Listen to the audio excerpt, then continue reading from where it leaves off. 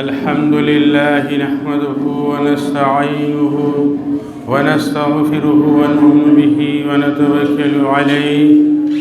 ونعوذ بالله من شرور أنفسنا ومن سيئات أعمالنا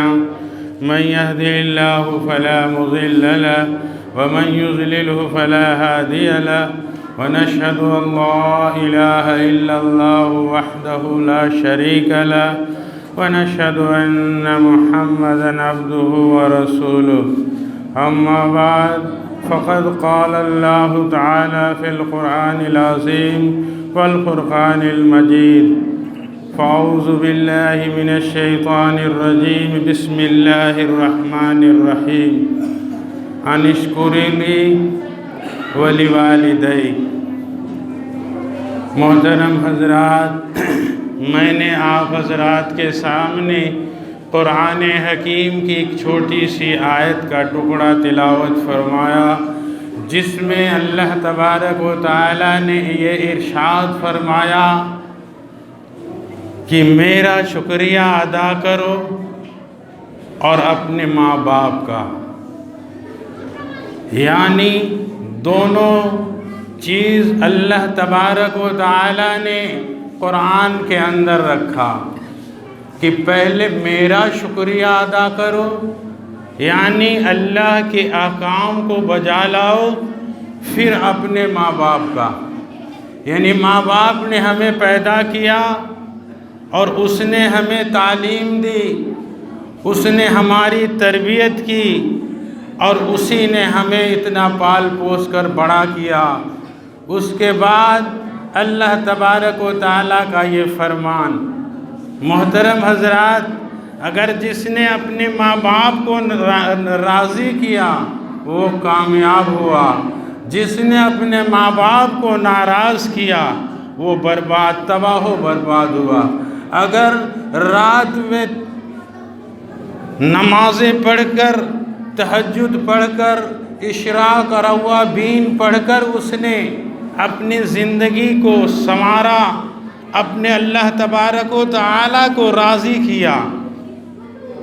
مگر اس کی ماں اس سے ناراض ہے تو وہ کامیاب نہیں ہوگا۔ کل قیامت میں اللہ تبارک و تعالیٰ اس سے پوچھیں گے، اس کے فرشتے پوچھیں گے، اب وہ ناکام ہو کر وہاں سے بیرنگ واپس لوٹے گا۔ میرے محترم بزرگوں اور دوستوں، اس لیے ہمیں اپنے ماں باپ کی خدمت کرنی چاہیے۔ ایک بڑے اللہ کے ولی کا واقعہ ہے جو کہ وہ مدرسوں میں، پہلے کے مدارس ایسے ہوا کرتے تھے کہ وہ معلوم ہوتا تھا کہ فلاں کے پاس حدیثیں ہیں، وہاں لوگ اکٹھا ہو جایا کرتے اور وہیں جا کر اس حدیث کو سنتے اور اس کے ذریعے اپنے ایمان کا وہ کرتے۔ میرے محترم بزرگوں اور دوستوں، اسی طریقے سے ایک اللہ کے بڑے ولی جن کا نام حیوہ ہے، یہ عربی نام ہے جو کہ ہمارے سمجھ میں بھی نہیں آئے گا، حیوہ ہے۔ محترم حضرات، وہ اپنے درسگاہ میں لوگوں کو حدیثیں پڑھایا کرتے تھے اور ان کی والدہ صبح کو اٹھتی اور ان کی عمر کم سے کم 100 سال سے بھی پار تھی۔ اب وہ اٹھتی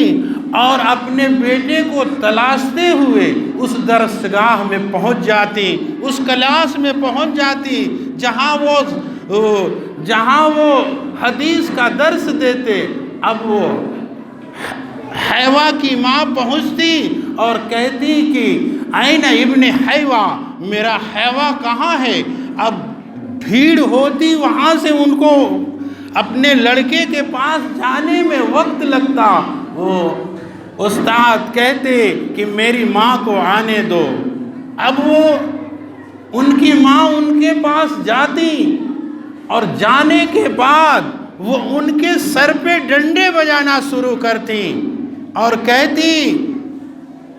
کہ تو مرغیوں کو دانہ نہیں ڈالا اور یہاں آ کر تقریریں کر رہا ہے، یہاں آ کر حدیث پڑھا رہا ہے اور وہاں مرغیاں بھوکی ہیں۔ میرے محترم بزرگوں اور دوستوں، وہ اللہ کے ولی اپنے والدہ کے پیچھے پیچھے حدیث کی کتاب کو بند کرتے، حالانکہ آنے سے پہلے وہ مرغیوں کو دانہ ڈال دیا کرتے، مگر اپنی ماں کی اس محبت میں وہ پھر ان کے ساتھ آتے اور آ کر دانہ ڈال کر پھر وہ جا کر حدیثوں میں لگ جاتے۔ ایک روز کا واقعہ ہے کہ وہ ان کی والدہ آتی ہیں اور آنے کے بعد اپنے بیٹے کے سر پر اتنے تیز سے ڈنڈا چلاتی ہیں کہ وہ محدث کا سر پھٹ جاتا ہے اور خون ان کے سروں سے جاری ہو جاتا ہے، اور اسی حالت میں اپنے ماں کے پیچھے چلے جاتے ہیں اور مرغیوں کو دانہ ڈال کر اور اپنے سر پہ پتی باندھ کر درسگاہ میں آ کر حدیثیں پڑھانا شروع کر دیتے ہیں۔ میرے محترم بزرگوں اور دوستوں، کسی سے یہ شکوہ نہیں کرتے کہ میری ماں بڑی مارتی ہے، حالانکہ روز کا معمول تھا۔ میرے محترم بزرگوں اور دوستوں، اب ان کی اب جب وہ حدیث پڑھا رہے تھے، ان کے سر میں درد تھا، آنکھوں سے آنسو جاری ہیں۔ میرے محترم بزرگوں اور دوستوں، ایک ان کا شاگرد جو کہ بہت قریبی تھا، اس نے کہا کہ حضرت کیوں رو رہے ہیں؟ کہا کہ آپ نے دیکھا نہیں میرے سروں پہ اتنے زور سے ڈنڈے لگے، میرے محترم، اور میری ماں روزانہ مجھے مارتی ہے۔ تو اس نے کہا کہ ایک اپائے بتاتا ہوں، آپ جب درس کے لیے گھر سے نکلیں تو باہر سے زنجیر لگا دیں تاکہ آپ کی ماں باہر نہیں نکلے اور باہر نہیں آئے گی تو آپ کو ڈنڈے نہیں لگیں گے۔ تو کہتے ہیں وہ اللہ کے ولی کہتے ہیں کہ جب میں باہر سے زنجیر میں کنڈے لگا دوں گا تو میرا خواب آنا بند ہو جائے گا۔ اب وہ طالب علم کہتا ہے کہ یہ خواب کیسے بند ہوگا؟ کون سی خواب آپ دیکھتے ہیں؟ تو میرے محترم بزرگوں اور دوستوں، وہ اللہ کے ولی کہتے ہیں کہ جب میری ماں مجھے مار کر جاتی ہے اور جب میں رات کو سوتا ہوں تو اللہ کے محبوب صلی اللہ علیہ وسلم تشریف لاتے ہیں میرے خوابوں کے اندر اور کہتے ہیں کہ اے ابن حیوا، تمہیں کہاں چوٹ لگی؟ اور جہاں جہاں میری ماں کا ڈنڈا لگتا ہے وہاں اللہ کے محبوب صلی اللہ علیہ وسلم اپنے دستے مبارک سے اس پر پھیرتے ہیں، اور جہاں جہاں پھیرتے ہیں میرے سارے کے سارے درد وہاں سے ختم ہو جاتے ہیں۔ اگر ہم وہاں کنڈی لگا دیں گے تو اللہ کے رسول صلی اللہ علیہ وسلم کا دیدار کہاں سے ہوگا؟ میرے محترم بزرگوں اور دوستوں، یہ بیان کر کے وہ اللہ کا ولی رونے لگتا ہے۔ میرے محترم، آج ہم لوگ ہیں، اگر ہماری ماں، ہمارے والد اگر بیمار ہیں تو انہیں کھانا آدھا پیٹ دیتے ہیں کہ یہ رات کو جگیں گے، ہم کو بھی جگائیں گے۔ پانی نہیں پینے دیتے کہ یہ رات کو جگ کر پیشاب کریں گے اور پیشاب کی وجہ سے یہ بسترے بھیگیں گے اور صبح ہمیں دھونا پڑے گا۔ میرے محترم بزرگوں اور دوستوں، ہم اور آپ بھی ایک دن بچے تھے، اور اس بچے پن کا آپ اگر وہ محاسبہ کریں، یعنی دیکھیں اپنے زندگی کو، تو میری ماں رات کو بستر گیلی ہو جاتی تو اس گیلے کی طرف وہ ہو جاتی اور اپنے بچے کو سوکھے کی طرف کہتی تاکہ میرا بچہ بیمار نہ ہو۔ آج وہی بیٹا اپنے ماں باپ کو اس لیے روٹیاں کم دیتا ہے کہ کہیں میری ماں رات کو وہ پاخانہ نہ کر دے، میری ماں کہیں رات کو پیشاب کے لیے نہ ہمیں جگائے۔